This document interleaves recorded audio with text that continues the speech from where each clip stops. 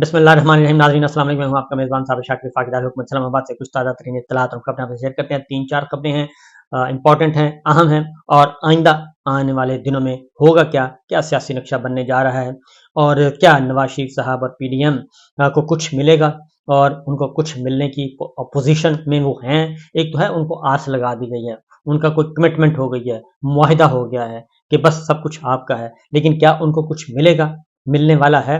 तो इतलात ये हैं कि ऐसा कुछ नहीं है और उसकी वजह यह है कि उनके पल्ले कुछ नहीं। बिल्कुल इसी तरीके से जैसे पीसीबी को ये कहकर किसी खिलाड़ी को टीम में तो शामिल करवा दिया जाए, उसके बाद खेलना उसने खुद है, स्कोर उसने खुद बनाना है और रन उसने खुद बनाने हैं, चौके छक्के उनको खुद लगाने पड़ेंगे, बॉलिंग उनको खुद करानी पड़ेगी, ये सब कुछ वो खुद करना है। उस वक्त फिर पीसीबी के जो चेयरमैन हैं ज़का अशरफ साहब, वो मैदान में नहीं होंगे।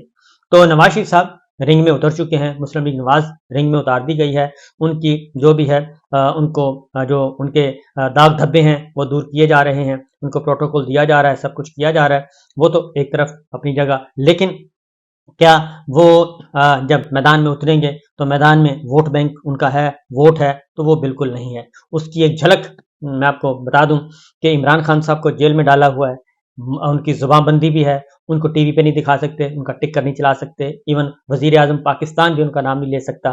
तो इतनी सख्त तरीन किस्म की पाबंदियां हैं। डिजिटल मीडिया पे उनका जिक्र नहीं कर सकते, सोशल मीडिया पे उनका जिक्र नहीं कर सकते, इलेक्ट्रॉनिक मीडिया पे उनका जिक्र नहीं कर सकते, उनकी तस्वीर नहीं छाप सकते, किसी अखबार में तस्वीर नहीं छप सकती, किसी टीवी पे तस्वीर उनकी नहीं दिखाई जा सकती। ये सारा कुछ करके और उनको एक जेल में बंद किया हुआ है। 5-7 अगस्त से लेके आज तक वो जेल में है और उस वक्त से लेके उनकी कोई आवाज़ नहीं आ रही, कोई तस्वीर नहीं आ रही, कोई झलक नहीं आ रही, मुकम्मल तौर पे सेंसरशिप आयद है। तो इसका करने का ये था कि शायद उनके जहनों से नकूश उसके मिट जाएं और आवाम जो है उससे दूर हो जाए। लेकिन कल निगरान वज़ीर आज़म अनवर काकड़ साहब लम्स यूनिवर्सिटी में चले गए। उनको बहुत ज़्यादा शौक है प्रोफाइलिंग का कि उनकी इमेज बिल्डिंग की जाए और उनको एक बहुत मुस्तकिल वज़ीर आज़म के तौर पे पेश किया जाए और अच्छे फिलोसफिकली वो गुफ्तगू करते हैं।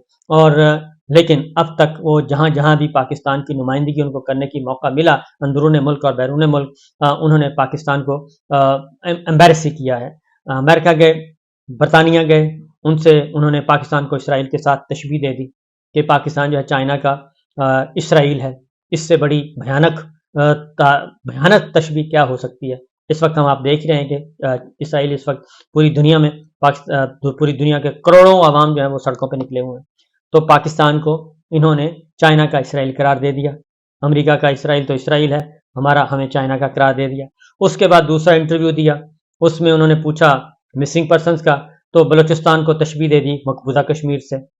उन्होंने कहा कि भाई आप वजीर आजम हैं पाकिस्तान के, हम पूछ रहे हैं आपसे बलूचिस्तान का, आप मकबूजा कश्मीर के साथ तशबीह दे रहे हैं, को खुदा का खौफ करें। तो दूसरा हो गया। तीसरा, जब हमारा जो पढ़ा लिखा तबका जो है, इंतहाई पढ़े लिखे तबके और इंतहाई जो बिजनेस कम्युनिटी है, वो सरमाए समेत जा रही है, बैरून मुल्क मुंतकिल हो रही है। पासपोर्ट्स इतने हैं, इतने बनवा रहे हैं लोग कि पासपोर्ट का सिस्टम बैठ गया है, पासपोर्ट नहीं छप है, 2-2 महीने तक की तारीख आ रही है। तो इनसे पूछा कि जनाब ये बाहर जा रही है, नौजवान पढ़ी लिखी यूथ जा रही है, पढ़े लिखा लोग जा रहे हैं, तो आप इस पे कोई ब्रेन ड्रेन हो रहा है तो आपके कोई, तो कहते हैं क्या हुआ, चले जाएं।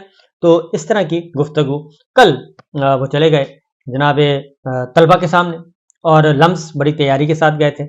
बहुत ज़्यादा मेरी इतला है कि उनको मना भी किया गया कि रहने दें, लेकिन उनका ख्याल था कि स्टूडेंट्स हैं और मैं बाकायदा तौर पे मेरी ट्रेनिंग हुई है। तो खैर वो गए, तो वहाँ पे तलबा ने वो सवालात किए कि जनाब काकड़ साहब को पसीने भी आए, पानी भी पिए, बार बार पानी पिया और फिर बिलाखिर उनको मैसेज देना पड़ा अपने मिलिट्री सेक्रेटरी को, सामने बैठे कि यहाँ से अब निकलें। पहला सवाल जो 4-5 सवाल, और हर सवाल ही ऐसा था। एक सवाल बच्ची ने पूछा, उन्होंने कहा जी कि 90 दिन में इलेक्शन, आप आइन की बात कर रहे हैं, 90 दिन में इलेक्शन है, पंजाब खैबर पख्तूनख्वा असेंबली कब की टूटी हुई है, वो इलेक्शन अभी तक नहीं हुए और मरकज़ के इलेक्शन नहीं हुए, बाकी इलेक्शन नहीं हो रहे, तो 90 दिन वो कहाँ गया आइन? उसके बाद काकड़ साहब के पास कोई जवाब नहीं था और उसके बाद वो हस्बे मामूल वो क्लैपिंग हुई और क्लैपिंग के बाद जो काकड़ साहब का हाल हुआ वो हम देख सकते हैं। उसके बाद एक और स्टूडेंट सवाल पूछा, उन्होंने कहा कि वो भी हमारी बेटी की तरह। उन्होंने कहा कि जी इस वक्त पाकिस्तान का तो सत्यानाश हो चुका है, मईशत का बेड़ा गर्क हो गया है, और आप यहाँ हमारे पास क्या लेने आए हैं, और आपको पाकिस्तान ठीक करना चाहिए। मतलब यही था उनका कि आप जाके अपना काम करें, हमारे पास क्या लेने आए हैं। तो उन्होंने ये कहा, वो क्लैपिंग होने लगी, तो बच्ची ने फौरन कहा कि नहीं, मैं आपकी कोई तजलील नहीं कर रही, आपके साथ कोई गैर इंसानी रवैया अख्तियार नहीं कर रही, मैं बड़ा जेन्युइन क्वेश्चन पूछ रही हूँ कि पाकिस्तान का बेड़ा गर्क हुआ है, पाकिस्तान की मईशत डूब रही है, आप यहाँ क्या लेने आए। और मतलब बड़ा क्लियर था। दूसरा तीसरा सवाल एक और स्टूडेंट ने पूछा, उन्होंने कहा कि हम यहाँ पे इंतज़ार कर रहे हैं, आप 50 मिनट लेट आए हैं। तो 50 मिनट लेट क्यों आए हैं आप, हमारा वक्त कीमती है। वो कहना चाह रहे थे कि हमारा वक्त आपसे ज़्यादा कीमती है। तो ये वो शऊर है जो कि हर गली गली, मोहल्ले मोहल्ले, बाजार बाजार, घर घर पहुंच चुका है और हर तालिबे इल्म तक पहुंच चुका है। ये वो नौजवान हैं जिनको पिछले 5 साल से यूथ जो है इसको गाली बना दिया गया, इनको यूथिया कहा जाता था, तजलील की गई, तमस्खुर उड़ाया गया। तो ये नहीं अंदाज़ा कि वो जो शख्स था जिसे जेल में बंद किया हुआ है, वो एजुकेट ही कर रहा था लोगों को। वो बता रहा था कि आपका भी तमस्खुर उड़ाया जाएगा, हर उस शख्स का तमस्खुर उड़ाया जाएगा, हर उस शख्स की तजलील की जाएगी, हर उस शख्स को बेतौकीर किया जाएगा जो भी इस्लाह का नाम लेगा, जो रिफॉर्म्स करने की बात करेगा, जो माफियाज पे हाथ डालेगा। ये और वो उसका शऊर पहुंच गया है और हर जगह पहुंच गया है। तो निगरान वजीर आजम काकड़ साहब को अंदाज़ा हो गया होगा और बाकी लोगों को भी अंदाज़ा हो गया होगा कि पाकिस्तान के नौजवान क्या सोच रहे हैं। तो इसलिए बेहतर यही है, ये वो नौजवान है जो पढ़ा लिखा है, और ये नौजवान वो है जो गैर मुतल्लिक था इमरान खान साहब से पहले। वो गैर मुतल्लिक था, ये पढ़ा लिखा लोग वोट नहीं डालते थे, वोट डालते होते थे मजदूर, दिहाड़ी वाले। देहातों में ज़्यादा जो है वोट आउटकम होता था, वहाँ का ज़्यादा वोट बाहर निकलता था, और वोट लोगों को बाकायदा ट्रांसपोर्ट किराए पे ली जाती थी और लोगों को घरों से निकाल के वोट डलवाया जाता था। अब वो काम नहीं है, अब नौजवान खुद पहुंचते हैं। तो ये एक हल्का सा फ्लेवर था। तो काकड़ साहब को और मेरा ख्याल है हमारे मनसूबा साजों को और हमारे सहूलतकारों को बहुत अच्छी तरह अंदाज़ा हो जाना चाहिए। तो हमारी दुआ है कि अल्लाह ताला हमारी फौजी क़यादत को, इसमें कोई शक नहीं है क्योंकि वो खुद वो कहते हैं कि हम ड्राइविंग सीट पे हैं और हम, ये मुल्क हमारा है और हम इसको ठीक कर लेंगे। तो मैं यही कहूँगा, उनसे रिक्वेस्ट करूँगा कि जनाब, हम तो रिक्वेस्ट ही कर सकते हैं कि इस सिचुएशन को समझें। ये जो कुछ इस वक्त चल रहा है ये आगे ट्रैवल करेगा, ये जहनों में मुसख्खर, जहनों में ये वो बैठ चुका है, ये बात हो चुकी है, जहन मुसख्खर हो चुके हैं।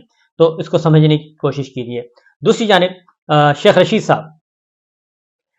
साहब चिल्ला काट के आए हैं, उनको लाल हवेली डीसेल कर दिया गया और लाल हवेली उनके हवाले कर दी गई और वो मैदान में हैं। और उन्होंने भी 2-3 बातें बता दी हैं क्योंकि समझदार हैं, सियासतदान हैं, सीजनड हैं और बड़ी मुश्किल से अपनी इज्जत और अपना बुढ़ापा और अपना पॉलिटिकल कैरियर की आखिरी इनिंग्स बड़ी मुश्किल से बचा के निकले हैं, जिसको वो कहते हैं कि मैं चिल्ला काटने गया था। और उन्होंने दोबारा गुफ्तगू की है और उन्होंने वाज़ेह तौर पे ये कहा है, 2-3 बातें उन्होंने कहा। 9 मई उन्होंने कहा बहुत बड़ा गंद था, इसमें कोई शुबा नहीं है कि 9 मई जिसने भी किया है ये वाकईतन बहुत बड़ा गंद है। उस 9 मई के बाद पाकिस्तान की ईंट से ईंट बज चुकी है और उस 9 मई के बाद तलखियां इस हद तक बढ़ चुकी हैं कि ये जब तक इसको अंडू नहीं किया जाएगा उस वक्त तक ये तलखियां खत्म नहीं होगी। इसलिए शेख रशीद साहब जो बात कहते हैं वो बिल्कुल दुरुस्त कह रहे हैं कि आर्मी चीफ और DGISI वो आगे बढ़ें और वो उनके पास जाएंगे। उसकी रीज़न ये है कि बहुत सारी बातें चौधरी सजाद एहसन साहब, लतीफ़ खोसा साहब कह चुके हैं कि बहुत कुछ पिन्हा है। और शेख रशीद साहब को सुनिए जी, उसके बाद फिर मैं आगे बात को बढ़ाऊंगा। बार बार कहते हुए 9 मई जो है वो एक लानती प्रोग्राम था, वो एक लानती गंदा और प्रोगंदा लोगों के किए हुए काम थे। लेकिन एक मैं दिल में दर्द रखता हूं, वो अगर बड़े लोगों से मेरी मुलाकात हुई, आसम मुनीर हमारी शहर की इज्जत है, अजीम सिपा सलार हैं, और नदीम अंजम हमारी इज्जत है, आन है, शान है, हमें उन पर फख्र है। हमने कल भी फौज के साथ थे, आज भी फौज के साथ हैं, कल भी फौज के साथ, हमने फौज के खिलाफ कभी बात नहीं की। अब जरा एक और शॉट सुनिए। उन्होंने कहा कि मैं PDM के मुकाबले में इलेक्शन लड़ूंगा, दोनों सीटों पे लड़ूंगा, कलम दवात पे लड़ूंगा, सवाल ही पैदा नहीं होता कि मैं इनको खाली छोड़ दूं। तो आपने हनीफ बेचारे को कुक को उठा लिया 30,000 रुपए का, आपने इमरान बारीकी को उठा लिया, आपने शाकर को उठा लिया, आपने कमर को उठा लिया, आपने बिलाल को उठा लिया। ये सारे बेचारे 30,000 रुपए के मुलाजम हैं। आप मुझे फोन करें, हाई कोर्ट से मैं ये तीनों, ये 17 सितंबर से लेके 22 अक्टूबर तक सीपीओ साहब या मैं आपके पास था या चिल्ला काट रहा था। चिल्ला ने मुझे एक नया शेख रशीद बनाया, उन्होंने मेरे साथ कोई ज्यादती नहीं की। तहज्जुद के वक्त भी वो गर्म पानी देते थे। कौन सी ठंडी जगह थी, कौन सी वो जगह थी, ये अल्लाह को पता है या सीपीओ को पता है। अल्लाह की मदद से, अल्लाह से हमें मदद चाहिए। दोनों हलकों से कलम दवात इलेक्शन लड़ेगी पीडीएम के खिलाफ, और अगर मैं गिरफ्तार हो गया तो जेल से भी, अगर मैं पकड़ा गया तो जेल के अंदर से भी दोनों हलकों से शेख रशीद कलम दवात पे इलेक्शन लड़ेगा। ये शेख साहब ने बहुत सोच समझ के, बहुत समझदारी के साथ सारी बात कर गए हैं, और उन्होंने कहा कि अगर मुझे गिरफ्तार किया गया तो मैं जेल से भी इलेक्शन लड़ूंगा। मतलब वाज़ेह तौर पर यह है कि सियासी मैदान हम खाली नहीं छोड़ सकते, और हमारा मुकाबला पीडीएम से है। पीडीएम का मतलब है नवाज शरीफ साहब, मुस्लिम लीग नवाज, क्योंकि ये दोनों सीटें मुस्लिम लीग नवाज के लिए खाली करवाना मकसूद था, जो कि कामयाबी हासिल नहीं हो सकी। इलेक्शन लड़ेंगे और वो देखते हैं आगे क्या होता है। तो दूसरी जानिब एक और चीज़ थी, मौलाना तारिक जमील साहब के साहबजादे को दफना दिया गया, सुपुर्द खाक कर दिया गया। अल्लाह ताला उनकी मग़फ़िरत करे।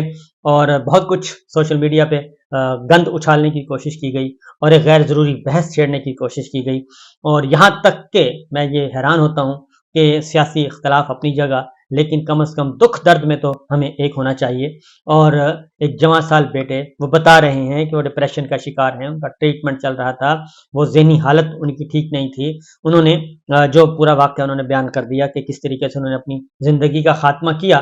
जब इंसान का ज़हनी माऊफ हो जाए उसके बाद उसको क्या तमीज़ रह जाती है। अल्लाह ताला हर किसी को ऐसी कैफियत से बचाए, और ये दुआ करनी चाहिए, बजाय इसके कि हम बहस करना शुरू कर दें कि उसका जनाजा जायज़ है या नहीं जायज़ है।